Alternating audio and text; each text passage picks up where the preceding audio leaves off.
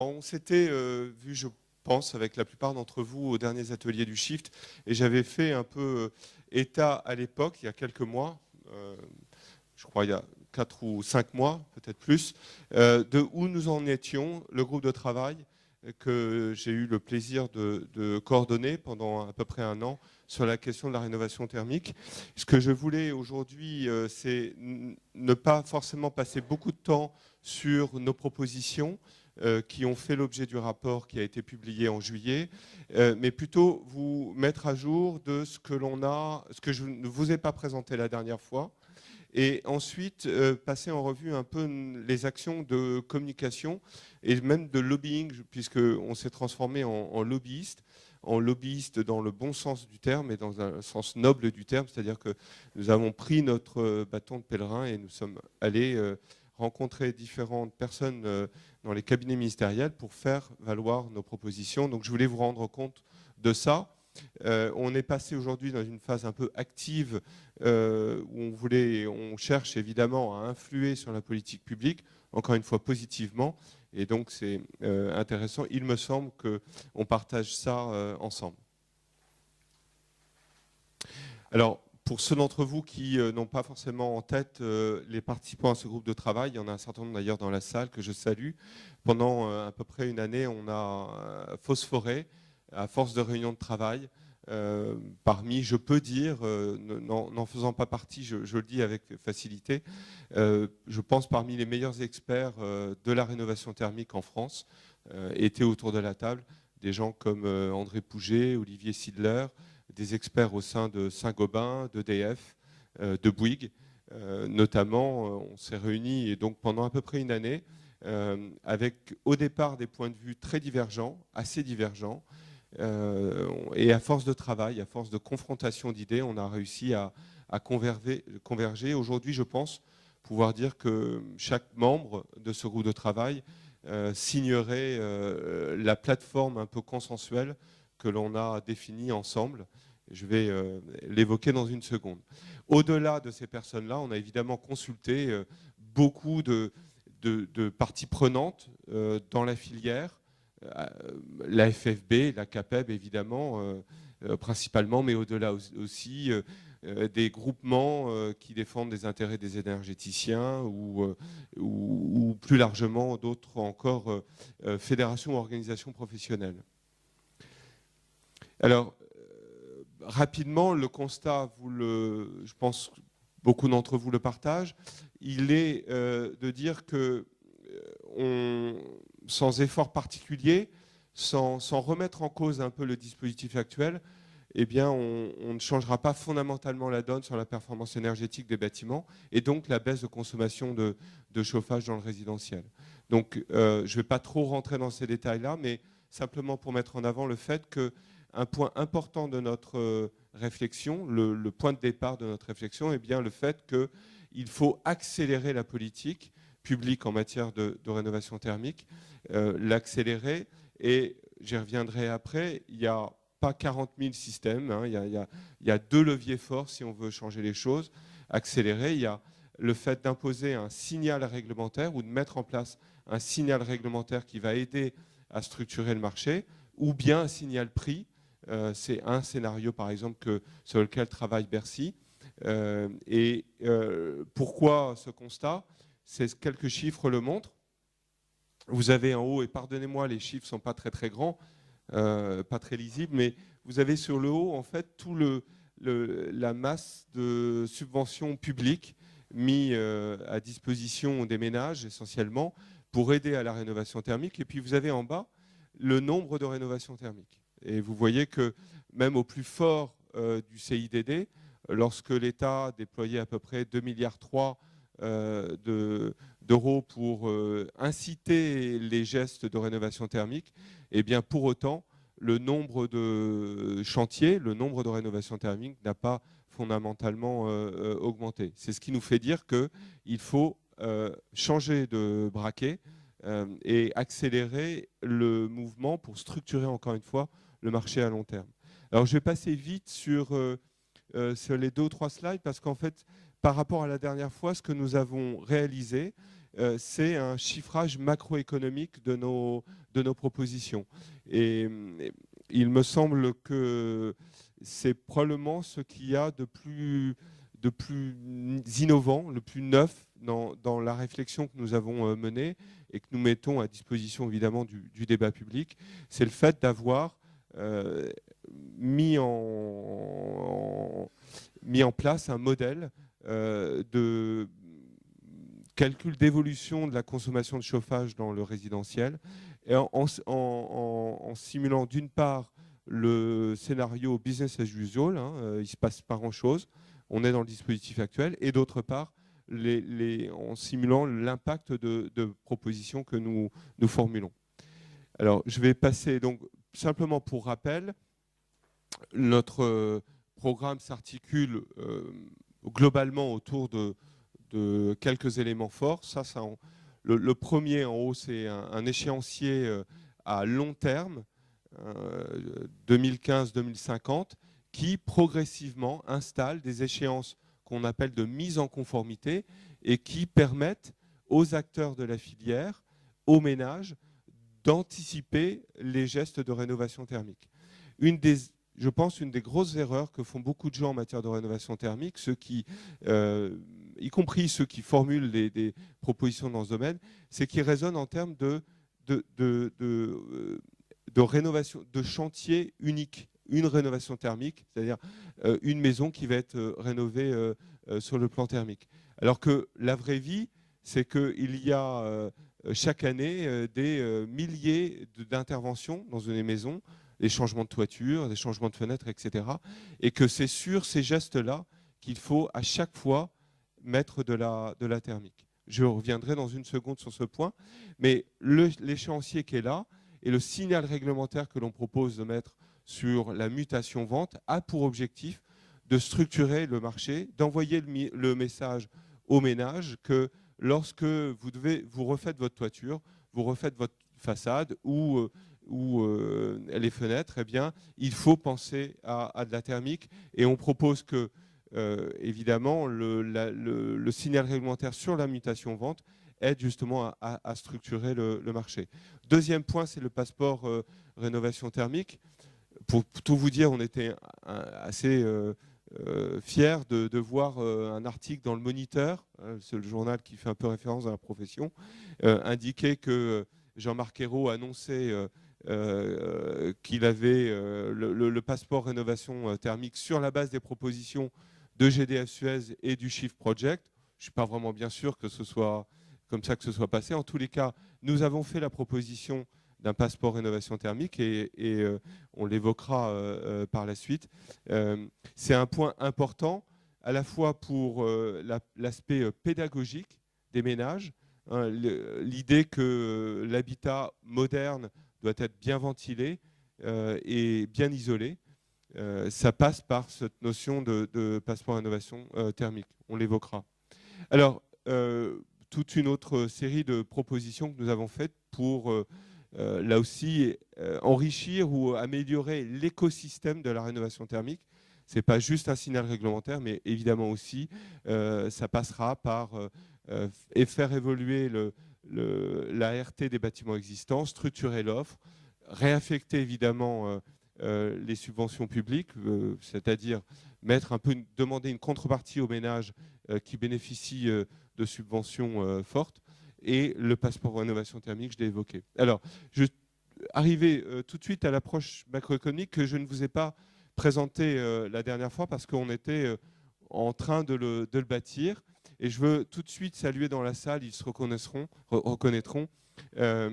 des personnes qui ont contribué très fortement à ce modèle macroéconomique qui nous permet d'arriver à ces résultats. Ça a vraiment été un travail d'équipe. Évidemment, comme toujours, certains y ont contribué plus que d'autres, mais on peut dire que tout le groupe de travail a contribué fortement aussi à améliorer ce modèle-là. Alors, le principe, il est de bâtir deux scénarios. Un scénario dit de référence, où on prolonge le trait actuel, on prolonge les tendances. On sait qu'il y a une amélioration tendancielle des systèmes. Il y a un peu malgré tout d'isolation qui se fait chaque année, fort heureusement. Donc on prolonge ce scénario, on appelle ça le scénario de référence, entre maintenant et 2050. Et puis en parallèle de ça, on simule le scénario Shift Project sur lequel on applique évidemment nos propositions, le signal réglementaire, le passeport rénovation thermique, l'anticipation des gestes par les ménages, etc., etc. On a pris évidemment pour ce faire des hypothèses qui nous semblaient le moins contestables, c'est-à-dire à chaque fois sourcées par des agences publiques. Je pense notamment aux prévisions d'augmentation des prix d'énergie qui sont très importantes dans le modèle. Nous sommes appuyés sur les prix de l'AIE et de l'UFE et notamment. Les prix des matériaux, prix de construction aussi, élément assez important du modèle. Alors là aussi, on s'est appuyé sur des sources les publiques et les mieux étayées et les moins contestables. Beaucoup de rapports parlementaires et de la Cour des comptes aussi ont été utilisés pour bâtir ce modèle. Alors, donc je l'évoquais, scénario en haut de référence, donc évolution tendancielle du parc. On a modélisé ça uniquement les maisons individuelles. Donc le périmètre, c'est 15 millions de maisons individuelles. Le logement collectif, c'est une autre affaire qui nécessite un autre modèle sur lequel nous travaillons aujourd'hui, où nous allons commencer à travailler. Donc, encore une fois, le périmètre de ce que je vous présente là, c'est la maison individuelle. 15 millions d'unités en France. Et donc le parc existant, évidemment. Qu'est-ce qui se passe tendanciellement? On sait que les systèmes ont de meilleurs rendements, malgré tout. Les chaudières sont plus performantes qu'elles l'étaient auparavant. Il y a de l'isolation qui se fait, malgré tout. Et fort heureusement, l'État met 1,3 milliard à ce qu'il y ait des gestes d'isolation. Donc il y en a un petit peu. Et puis, en regard de ça, on applique nos propositions. Alors, je vous montre quelques grandes conclusions. Évidemment, on a des pages et des pages d'hypothèses, de conclusions et de tableaux de chiffres. On vous montre là les grandes conclusions.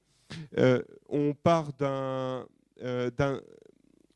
situation actuelle de 236 TWh pour la consommation d'énergie encore une fois, dans ce parc de maisons individuelles. Et entre maintenant et 2050, on baisse de 75 TWh la consommation d'énergie dans le résidentiel, maison individuelle, de manière tendancielle, en continuant à faire ce que l'on fait aujourd'hui, c'est-à-dire améliorer les systèmes progressivement, continuer à isoler un petit peu comme on le fait aujourd'hui. On baisse la consommation de 75 TWh.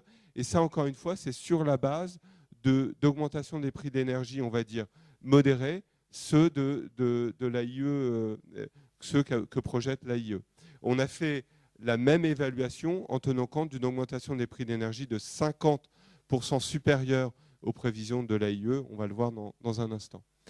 Et dans l'hypothèse du scénario Shift, de nos propositions, eh bien, on baisse la consommation d'énergie de 115 TWh, c'est-à-dire que sans remettre en cause le mix énergétique dans la maison individuelle, en laissant globalement le mix en place, sans le bouleverser, c'est-à-dire en agissant essentiellement sur l'enveloppe, on voit qu'on arrive à un facteur 2. En soi, évidemment, ce n'est pas satisfaisant, on veut aller plus loin, et donc on dit que le potentiel de gisement d'économie sur l'enveloppe essentiellement, il est là, avec un signal réglementaire bien articulé, une acceptation sociale, un programme qui nous semble réaliste sur le plan politique et économique. Au-delà, évidemment, il faut s'engager aussi au-delà du facteur 2. Et là, il faudra agir sur le mix énergétique dans l'habitat. Alors, deuxième impact fort, c'est les ménages en restriction. On ne parle pas de précaire énergétique. La notion est un petit peu différente, mais évidemment se recoupe beaucoup. Il faut savoir qu'aujourd'hui, les ménages en France, dans les maisons individuelles, se restreignent en termes de chauffage. Se restreignent par rapport à la norme conventionnelle. Vous savez que il y a une norme conventionnelle qui fixe une température de jour, de nuit dans l'habitat. Et par rapport à le modèle que l'on a bâti nous permet de dire qu'il y a une restriction. Ce n'est pas seulement les ménages en situation de précarité énergétique. Beaucoup d'autres personnes aussi se restreignent environ à peu près à 80% de la norme conventionnelle. Nous, on regarde là l'impact des ménages en restriction avec un signal réglementaire versus pas de signal réglementaire. Et on voit que en s'attaquant aux catégories, aux classes énergétiques les plus mauvaises, les catégories G et F notamment, eh bien, on agit énormément sur l'amélioration du parc. Et donc, de fait, entre maintenant et 2050, les ménages en restriction partent de 23% situation actuelle pour arriver à moins d'1% en 2050. À l'inverse, avec l'augmentation des prix d'énergie, les ménages en restriction sans politique volontariste et innovante en matière de rénovation thermique eh bien, passent de 23% à 29%. L'augmentation des prix d'énergie, c'est essentiellement ce qui fait que demain, les ménages vont plus se restreindre. On a, dans nos travaux, on a pu bénéficier d'enquêtes assez détaillées, passionnantes même, qui montrent que les ménages fixent en fait, de manière inconsciente ou consciente, se fixent un budget énergétique de chauffage dans leur habitat et quelque part ils calent leur niveau de confort par rapport à ça. Et ce qui fait qu'aujourd'hui, les ménages en restriction sont évidemment très importants. On parle souvent de précaire énergétique. Et dans les 23% de la situation actuelle, d'ici ou de moins de 2010, eh bien évidemment, on va retrouver pour une grande part les précaires énergétiques. Alors, l'impact économique de nos propositions, elles sont résumées dans ces deux tableaux essentiellement. En haut, on a les investissements en matériaux, en rénovation, hein, tout ce qui est innovation, tout ce qui est investissement en système et travaux. Je le disais tout à l'heure, chaque année en France, les ménages dépensent 18 milliards d'euros à rénover leur habitat. Ça, c'est une réalité. Et lorsque on me dit il faut prendre des maisons individuelles et les amener à un niveau BBC, eh bien je dis c'est évidemment très important, il faut aller dans cette direction-là, mais il ne faut pas oublier que la vraie vie, c'est que chaque année, les ménages raisonnent je vais améliorer ma toiture, et puis dans 5 ans, je vais changer mon chauffage, et puis dans 2 ans, je vais changer mes fenêtres. Et donc, les ménages raisonnent geste par geste, intervention par intervention. Ça correspond à ces 18 milliards par an.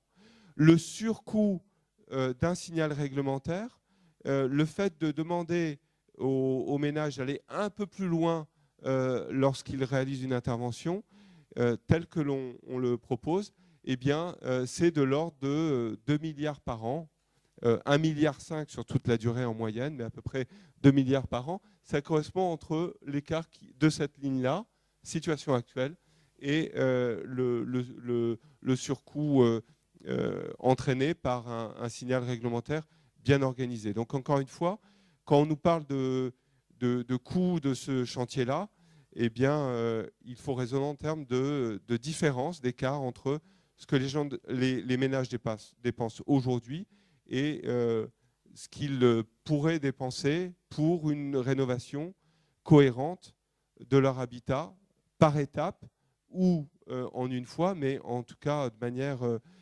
organisée. Et puis à l'inverse, ou du moins en termes d'économie, ce qu'on appelle les OPEX, vous avez en bas tout ce qui fait la facture énergétique d'un ménage. C'est en milliards d'euros, mais on va plutôt raisonner en facture par ménage, parce que je pense que ça parle plus. En moyenne, les ménages dépensent 1 320 € aujourd'hui pour le chauffage de leur maison individuelle. Sans politique volontariste et structurée en matière de performance énergétique, eh bien, cette facture à 2050 passera à 1 570 €, avec évidemment toutes les précautions nécessaires sur des prévisions aussi longues. Mais ce qui est sûr, c'est que les prix de l'énergie vont probablement augmenter et donc entraîner une augmentation de la facture pour les ménages. Et donc, à l'inverse, avec le scénario Shift Project et nos propositions, on fait la prévision que la facture reste stable ou diminue légèrement sur la durée. Et là, encore une fois, avec des prévisions d'augmentation des prix de l'énergie relativement modérées. Le même tableau en termes d'écart. Donc, on voit que... oui. Non, oui, on est d'accord. C'est les charges courantes et ça inclut l'abonnement, pas seulement évidemment le coût de la facture, mais il n'y a pas d'amortissement. Là, vous avez en haut le graphique qui montre en gros la période d'investissement. Dans notre schéma, évidemment, le signal réglementaire, il ne prend pas effet à la première minute. Il faut permettre au marché de s'organiser, aux ménages de comprendre, de faire les audits et d'anticiper le mouvement, à la filière de se préparer à l'avènement d'un signal réglementaire, donc c'est quelques années. Et puis après commence une période d'investissement. Hein. Donc quand je parlais de 1,5 milliard de surcoût en moyenne sur la durée, ou 2 à 3 milliards sur une période d'investissement lourde de 15 ans, eh bien c'est le graphique du haut. Et puis en bas, on a les économies réalisées progressivement sur la période, parce qu'on on gagne vraiment en performance énergétique. La même chose avec des prix 50% supérieurs aux prévisions de l'AIE essentiellement et de l'UFE. Et on voit un gain d'économie en bout de ligne d'1 milliard d'euros en plus. Le même tableau en comparaison des résultats. Les ménages en restriction, forte baisse, baisse d'émissions de CO2, une facture énergétique pour les ménages maintenue ou légèrement en baisse. Nous, on a l'habitude de dire que c'est probablement la meilleure politique assurantielle pour le pays en matière de facture énergétique. On fait l'évaluation sur des hypothèses que beaucoup d'autres reprennent aussi, donc je suis assez solide avec ça, de plus de 30 000 emplois créés et maintenus sur toute la période d'investissement de 15 ans dans la filière. Là, ce qui est intéressant, c'est qu'évidemment, on parle d'emplois qui valorisent à tout point de vue la filière. C'est des emplois qualifiés, c'est des emplois qui sont plutôt dans la partie qui structure la filière du bâtiment à long terme, et un impact sur la balance commerciale d'1 milliard d'euros, évidemment positif sur la période aussi. Alors, voilà pour le... Je suis désolé, j'ai peut-être été un peu rapide sur cette présentation-là. Je vous renvoie aux détails du rapport qui, encore une fois, a été publié en juillet, qui est disponible. Je vais vous présenter juste après, très rapidement, le même exercice, mais fait à la demande de Bercy, de l'angle de vue de la collectivité, pour voir aussi ce que ça représente d'un point de vue collectif et national. Voilà le travail sur le chiffrage macroéconomique. Bien évidemment, on pourra échanger, vous pourrez poser vos questions, ou vous pourrez me contacter ou contacter Baptiste, que je n'ai pas présenté. Baptiste, voilà. Baptiste a rejoint l'équipe, donc j'en profite pour le présenter. Baptiste Bernier a rejoint l'équipe et va travailler avec moi sur ce chantier rénovation thermique. Baptiste est architecte de formation, donc il a une bonne culture du bâtiment et maîtrise déjà complètement nos propositions. Alors, ce que je veux évoquer maintenant avec vous, c'est, voilà, force de nos propositions, où on en est. Qu'est-ce qu'on a fait? Je vous ai dit il y a un instant que on avait, à partir de fin août, mis notre costume de lobbyiste, et puis on est allé voir les ministères essentiellement intéressés par nos propositions. À ma grande surprise, en fait, on a rencontré des gens assez intéressés par nos propositions, en tout cas envie de nous écouter. Et là où je m'attendais à ce qu'on ait pas mal de difficultés à rencontrer les cabinets ministériels, au contraire, on a eu des rendez-vous assez vite et une bonne qualité d'écoute.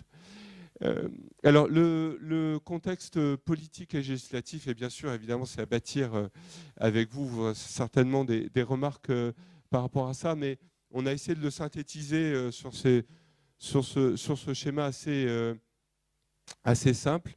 On a démarré donc en août, exactement au même moment où un arbitrage très important, en tout cas du point de vue du cabinet du FLO, un arbitrage se faisait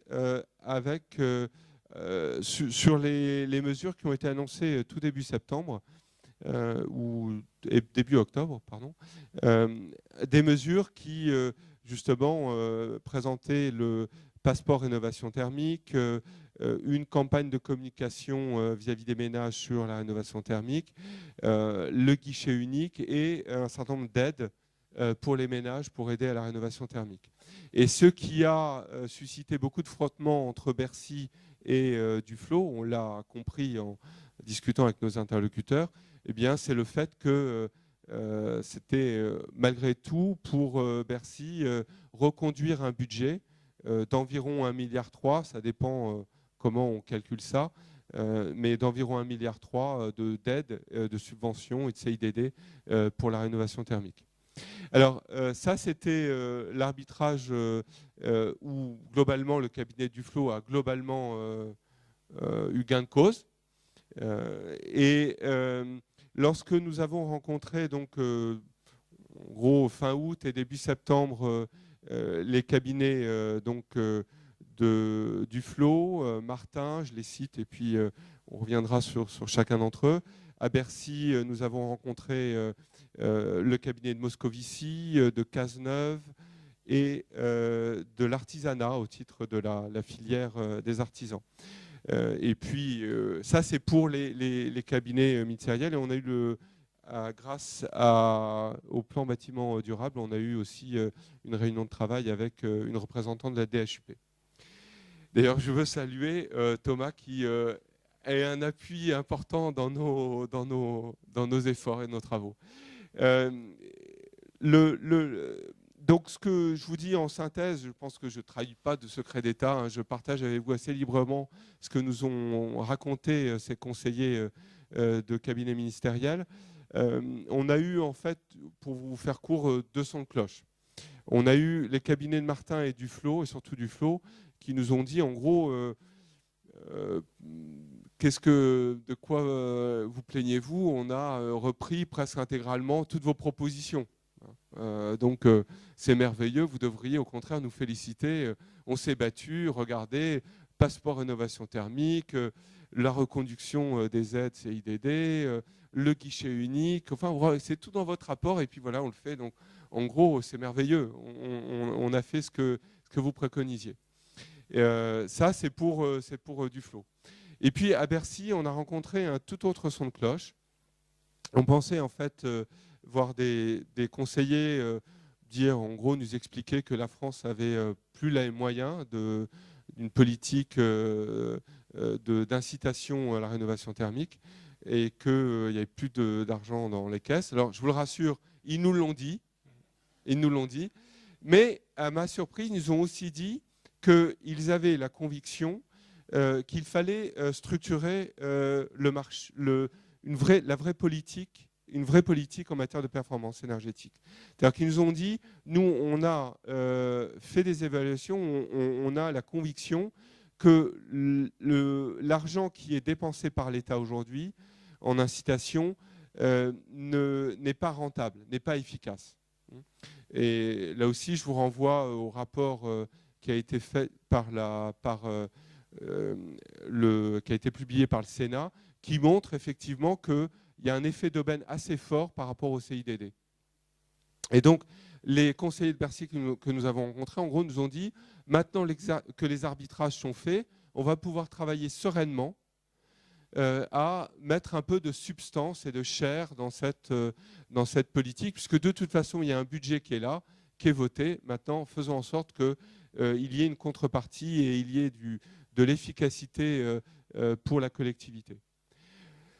Voilà, alors il y a fin janvier une conférence bancaire qui est importante, dont on m'a dit que c'était fin janvier, et qui doit revenir notamment sur des propositions.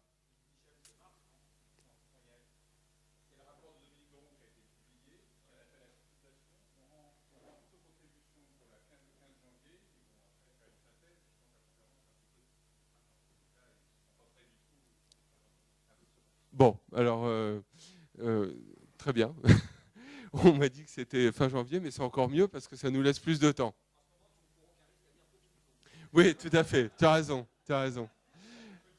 Alors, lorsque nous avons rencontré notamment le cabinet Duflot, évidemment, elle avait en tête aussi la loi, la préparation du texte de loi sur la transition énergétique. C'est vrai qu'on a l'espoir, en tout cas, on doit déployer des efforts pour faire en sorte que cette loi incorpore autant que possible nos propositions. Donc c'est le pari quelque part et l'effort que l'on doit faire. Quel sera le contexte politique? Est-ce que le gouvernement en a les moyens? C'est une autre affaire. Mais en tous les cas, nous, on s'inscrit dans ce projet de loi qui est en préparation et qui doit normalement arriver au Parlement après les municipales. Alors, on a, oui, je l'ai évoqué, plan de contact. Donc, j'ai évoqué principalement les cabinets ministériels, l'administration, la filière, les médias et une réunion de travail que nous avons avec CDC Climat et que nous allons avoir à nouveau avec l'équipe de CDC Climat qui, comme vous le savez peut-être, a fait un rapport sur le financement de la rénovation thermique. Et il y a évidemment beaucoup de convergence entre notre équipe et la leur, et aussi beaucoup de complémentarité dans les propositions. Donc nous travaillons ensemble et nous devons les revoir prochainement.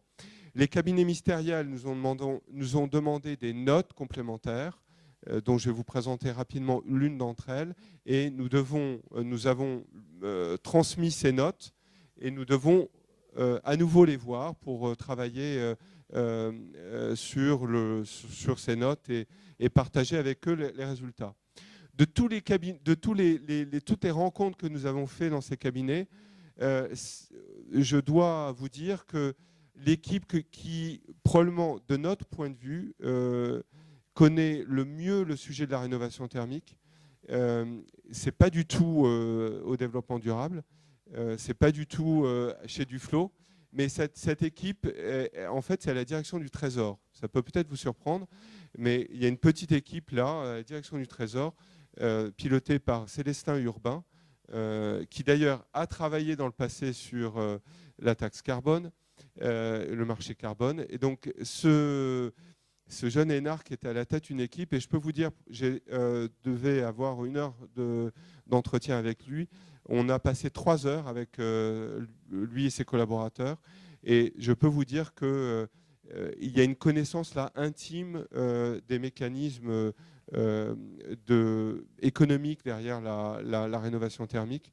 Et alors après, ils partent sur un scénario qui est le scénario du signal prix, pour lequel nous avons beaucoup de réserves, mais non pas sur le fond, mais plus sur le réalisme politique et économique de ça.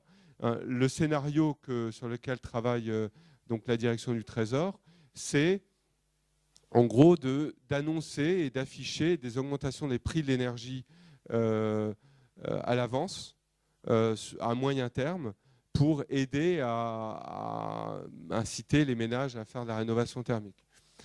On est bon, je ne rentre pas plus dans le détail. Nous avons tout de suite dit que si sur le principe, évidemment, c'est pas, il y a une certaine vertu à ça, sur le plan du réalisme politique et social, ça nous semblait un peu à côté de la plaque. Mais bon, en tout cas, on a évoqué ces deux scénarios. Sur le scénario signal réglementaire, celui sur lequel nous travaillons, l'échange a été extrêmement fructueux. Voilà. Alors, un dernier tableau de bord où on a essayé de résumer en fait la situation en prenant les grandes composantes de nos programmes, mais plus globalement d'ailleurs du débat sur la rénovation thermique, avec à chaque fois en disant où on en est. Alors, renforcement de la RT des bâtiments existants, là on sent qu'il y a une volonté politique. Politique, en tout cas une volonté d'avancer dessus. Politique, je ne sais pas, je mesurerai peut-être mes propos, mais en tout cas, je sens en discutant avec les uns et les autres, en entendant les déclarations des uns et des autres, qu'il y a un peu une prise de conscience que la réglementation thermique des bâtiments existants aujourd'hui n'est évidemment pas à niveau, mais ne sert à pas grand-chose en gros. Elle sert à rien. Et donc de fait, il y a une prise de conscience et on a entendu la volonté d'avancer dans ce domaine-là. Guichet unique. Donc là, je dirais que voilà, c'est plutôt feu orange. Guichet unique, consensus de tous les acteurs, chantier est démarré. De ce point de vue-là, c'est un feu vert. Qu'est-ce qu'il y aura derrière? Je suis sceptique. Non pas que c'est une mauvaise idée, c'est une très très bonne idée. Après, il faut que ça se mette en œuvre avec des agences sur le terrain qui ont des statuts différents. Il y a des partis pris politiques et des intérêts politiques qui sont très divergents. Est-ce que ça va se mettre en œuvre? Je ne sais pas. Ça avancera certainement dans certaines régions et ce sera encore une fois une très bonne chose. Financement, là c'est point rouge. Les propositions de CDC Climat font référence, mais globalement, est-ce que ça va avancer? Aujourd'hui, c'est assez difficile. Fonds travaux, pareil. Consensus large, mais il y a de grosses difficultés de mise en œuvre. Et est-ce que ça va se faire? Aujourd'hui, on en est assez loin. Le passeport rénovation thermique, l'annonce a été faite. Donc là, il s'agit vraiment de mettre du contenu derrière ce passeport. GDH-Suez a fait sa proposition, on s'est rapproché d'eux. L'AFFB et la CAPEB travaillent sur leurs propositions. L'ADEME, il y a quelques années, avait fait déjà des propositions dans ce domaine-là. Ça peut recouvrir des réalités très très différentes. Donc il est important de réfléchir à ça. L'offre de la filière, tout ce qui est autour des combinaisons de travaux, des solutions techniques de référence que nous avons pris dans nos propositions, là aussi, l'évolution est assez lente. Les industriels, évidemment, ont envie d'y aller, et la filière, pour une partie de la filière aussi, mais on se rend compte qu'il y a aussi pas mal de difficultés. Donc là, c'est délicat. Le gros point, c'est ça, c'est le signal réglementaire. Encore une fois, notre conviction, c'est qu'on sera obligé de passer par là. Et ce n'est pas une mauvaise nouvelle. Dans beaucoup d'autres domaines, l'automobile, l'aéronautique, dans plein de domaines de la vie quotidienne, il y a du réglementaire qui vient s'imposer à nous pour faire entrer les externalités dans l'économie. Donc il faudra passer par là. Le tout, c'est de mettre en place un signal réglementaire intelligent, bien articulé. Et là, je crois qu'on est encore au feu rouge. C'est ça, la partie, on l'a bien senti dans nos rencontres avec les cabinets ministériels. Là, on sent qu'il y a un vrai blocage politique. On sent qu'il y a une prise de conscience qu'on n'est pas au rythme qu'il faudrait, clairement pas, que toutes les annonces et les objectifs des gouvernements en fait, ne se réalisent pas. On dit on va faire 500 000 rénovations thermiques. Bien sûr, on n'y arrive pas. Et que quelque part, il faudra passer par le signal réglementaire. Mais là, il n'y a pas, de mon point de vue, aujourd'hui encore, de courage et de volonté politique pour y aller. Voilà. On me fait signe que j'ai dépassé mon temps de parole. Donc, merci à vous.